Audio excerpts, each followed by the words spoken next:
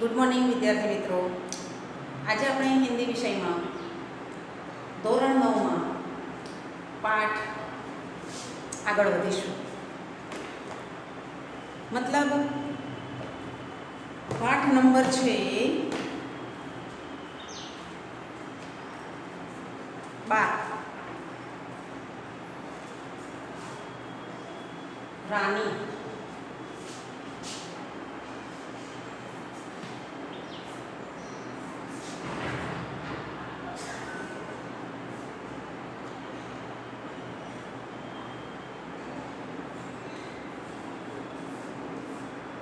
लेखक है महादेवी वर्मा.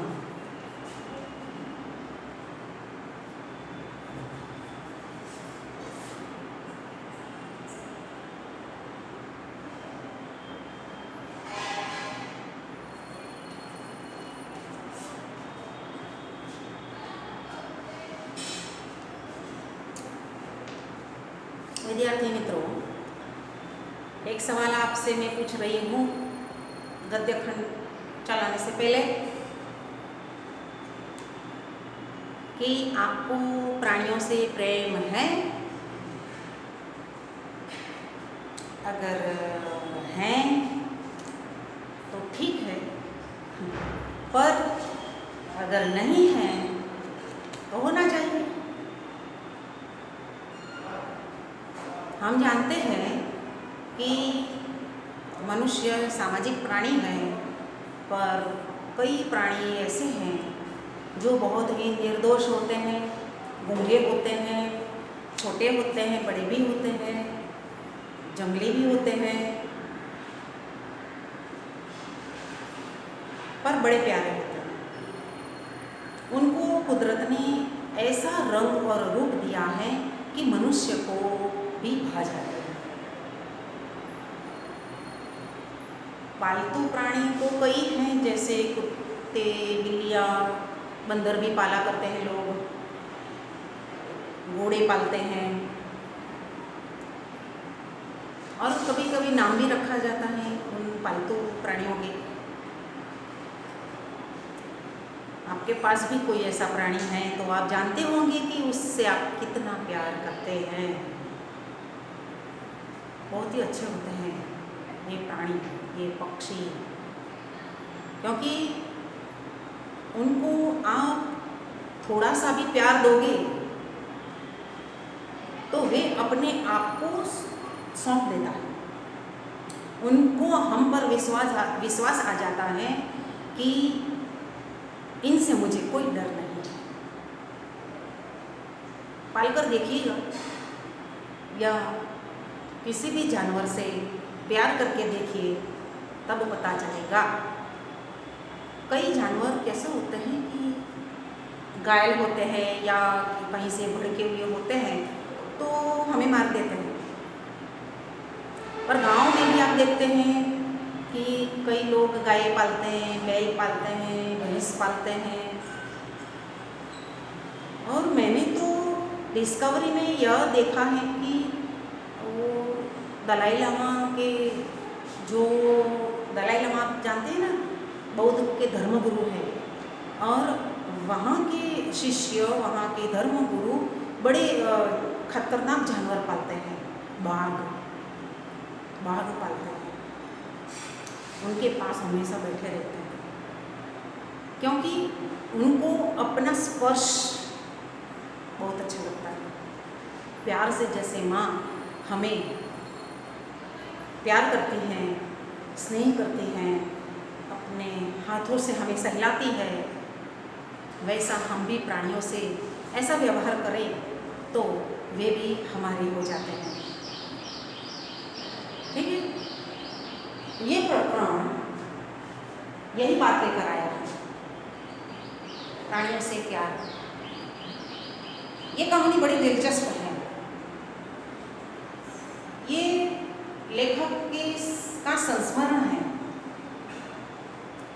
संस्मरण की में एक घोड़ी है, घोड़ी जिसका नाम रानी रखा है. आप भी अपने पालतू प्राणियों के नाम रखते हैं.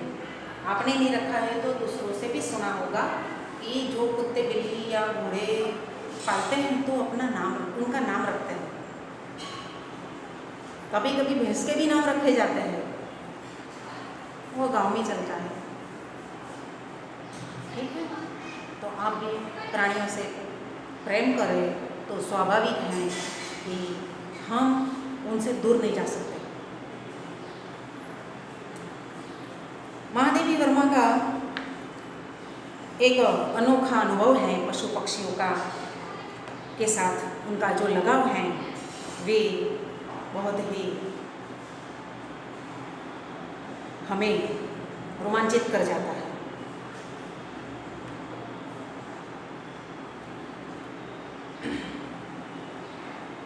इस गद्य खंड के अंदर रानी नामक एक घोड़ी है। उनके घर में दो और प्राणी हैं, निक्की और रोजी। देखते हैं निक्की और रोजी कौन है। इस संस्मरण में इतना मार्मिक वर्णन किया है और इतने बच्चे इतने भावुक हो जाते हैं प्राणियों के प्रति।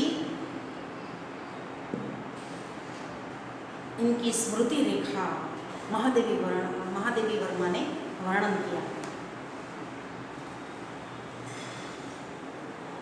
रानी नामक एक घोड़ी है।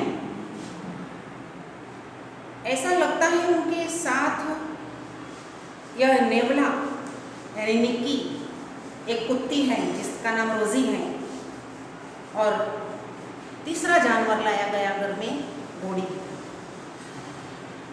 पशु पक्षी निर्दोष और भोले इतने भोले होते हैं कि महादेवी का स्नेह और प्रेम उन पर छलक आता है। रियासत होने के कारण रियासत होने के कारण इंदौर में शानदार घोड़ों और सवारों का आधिपत्य था। कहाँ की बात की है?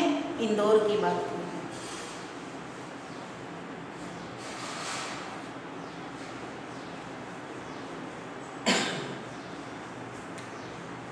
इंदौर में कौन से प्राणी पाले जाते हैं? घोड़े, शानदार घोड़े। इसके इतिहास अतिरिक्त हम अंग्रेजों के बच्चों को छोटे टट्टुओं या सफ़ेद गधों पर घूमते देखते हैं। लेखिका के घर में एक रामा है नौकर। अंग्रेज के बच्चे घोड़ों पर ही घूमते हैं, गधों पर नहीं घूमते। पर जो छोटे टट्टुओं पर घूमते हैं तो हमें तो अंग्रेज पसंद नहीं थे।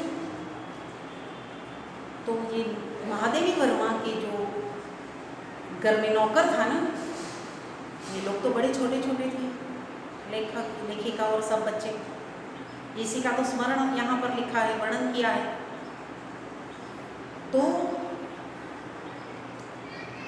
छोटे बच्चों को बार बार बताने पर समझाया जाता है कि ये गधा है। छोटे टट्टू होते हैं ना, उसको गधा बोला। क्योंकि उस पर अंग्रेज के बच्चे बैठे हुए होते हैं। तो ये ज्ञान नौकर रामा ने इन छोटे छोटे लेखिका के घर के बच्चों को दिया था। रामा की कहानियों में तो राजा अपराधियों को गधे पर चढ़ाकर देश निकाल देता है। राजा क्या करता है? राजा के समय में जो अपराधी होते हैं ना, उसे उसके अपराध की जो जुर्म में उस अपराधी को गधे पर बिठाकर देश से बाहर निकाला जाता है। इन्हें गधों पर बैठकर प्रसन्नता से, ऐसा ज्ञान रामा ने दिया था बच्चों को। पर अंग्रेज के बच्चों को ऐसे टट्टू पर बैठते देखकर इन बच्चों को लगा कि ये गधे पर क्यों बैठे हैं और इतने हंस रहे हैं, क्योंकि गधे पर तो उनको बिठाया जाता है राजाओं के ज़माने में जो अपराध किया करते थे। तो यहाँ अंग्रेजों के बच्चों को देखकर ये लोग सोच में पड़ जाते हैं और अंग्रेज के बच्चे भी बड़े प्रसन्नता से उस टट्टू पर बैठे हैं, पर ये टट्टू का ज्ञान, टट्टू गधे हैं, इसका ज्ञान रामा ने कैसे दिया था? इन बच्चों को दिया था। विश्वास करना बहुत कठिन है कि इन्हें दंड मिला है। ये दंड नहीं मिला था, ये बच्चे टट्टू पर घूम रहे थे, घोड़ी के बच्चे पर ही घूम रहे थे, पर रामा ने उनको ऐसा ज्ञान दिया था कि ये गधे हैं और गधे पर अंग्रेज के बच्चे बैठे हैं। रामा के पास हमारी जिज्ञासा का समाधान था। बच्चों को क्या जिज्ञासा हुई? ये बच्चे गधों पर बैठे हैं और इतने प्रसन्न क्यों हैं? और इसका भी समाधान था, क्योंकि बच्चों को कभी कभी झूठी बातें बताकर उसको ज्ञान दिया जाता है, जैसे रामा ने दिया था यहाँ। तो यहाँ रामा इन बच्चों से क्या कहते हैं? इन्हें विलायत में गधे पर बैठने का दंड देकर भारत भेजा, क्योंकि ऐसा वाहन वहाँ नहीं है। कौन सा वाहन? गधा। वास्तव में तो ये बच्चे कहाँ पर बैठे थे? घोड़े पर बैठे थे। फिर भी रामा ने उसे गधा बोला था, उसका ऐसा परिचय दिया था, और इसीलिए अंग्रेज के बच्चों को विदेश से निकालकर भारत भेजा गया है। दंड दे, ऐसा दंड मिला है उसे, इसलिए गधे पर बैठे थे। एक दिन हम तीनों ने बाबूजी को मौखिक स्मृति पत्र दिया कि हमारे पास एक छोटा घोड़ा न रहना अन्याय की बात है। पुराने ज़माने की बात है, आजकल लोग बहुत ही जानवर कम पाला करते हैं। पुराने समय में जानवरों से बहुत ही लगाव रहता, आज कम हो गया है। और आज भी जहाँ तहाँ देखते हैं कि कई लोग जानवरों को पाला करते हैं, अपनी ज़िंदगी उनके साथ बिताते हैं। तो बच्चों ने यहाँ पर घर में पिता से क्या कहा कि निक्की यानी नेवला नौड़ियों और रोजी कुत्ती भी दोनों तो है नहीं, पर हमारे पास एक घोड़ा भी होना चाहिए। अगर नहीं है तो ये अन्याय है। यदि अन्य बच्चों को घोड़े पर बैठने का अधिकार है तो हमें भी यह अधिकार मिलना चाहिए। बाबूजी ने हंसते हुए पूछा, सफ़ेद टट्टू पर बैठोगे? तुम कहो, तुम कहो। बच्चों में तू मैं होने लगी, क्योंकि बच्चे पिता से ऐसा नहीं कह सकते कि मुझे चाहिए या इनको चाहिए। आजकल बच्चे क्या करते हैं? पिता से कैसे मांग करते हैं? धमकी देकर मांग करते हैं, पिता को डरा लेते हैं। अगर ये आपने में नहीं ले दिया या ला दिया तो देखना मैं क्या करता हूँ। बड़ी रोमांचक बात है ना? आपको भी हंसी आ रही होगी, बराबर है, हंसना जरूरी है, क्योंकि ये तो आपका माहौल है, आपका समय है, आपका ज़माना है। आप ऐसे ही मांग किया करते हैं। पुराने ज़माने में बच्चे पिता से विनम्रता से मांगते थे, उनको संकोच होता था कुछ मांगने में। आज कोई संकोच नहीं होता। आज बच्चे, बुरा मत मानना, आज बच्चे क्या करते हैं? धमका कर मांगते हैं, बराबर। तो क्या मांगा बच्चों ने पिता से? घोड़ी मांगी, ठीक है। और भी पहले से उनके पास जानवर तो थे ही। कौन से प्राणी थे? एक नेवला था। नेवला का नाम क्या था? निक्की। और रोजी कुतियाँ थी, ठीक है। बाबूजी ने हंसते हंसते पूछा, सफ़ेद टट्टू पर बैठोगे?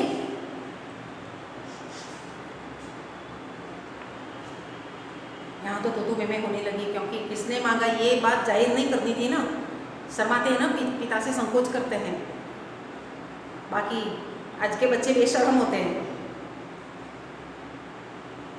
ऐसे मांग लेता है जैसे पिता को ला देना ही पड़ेगा। यहाँ ऐसा नहीं है। यहाँ पिता ने तो बोल दिया कि अगर आपको सफ़ेद टट्टू पर बैठना है तो मैं ला दूँगा।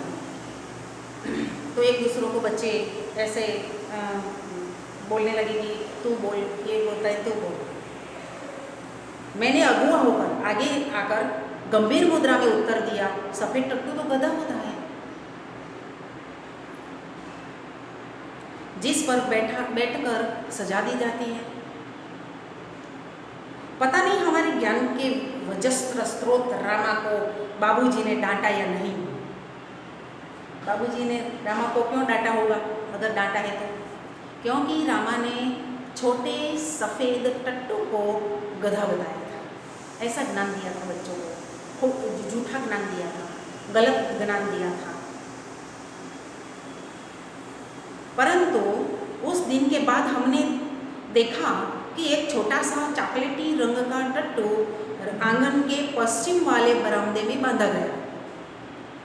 बरामदा तो घोड़े बांधने के लिए बनाया ही नहीं गया था, अतः बाहर से टट्टू को लाने के लिए दीवार में एक नया दरवाज़ा लगाया गया और उसकी मालिश करने तथा खाने पीने और घूमने की उसकी देखरेख के लिए छुट्टन नाम का एक साइज रखा गया, नौकर।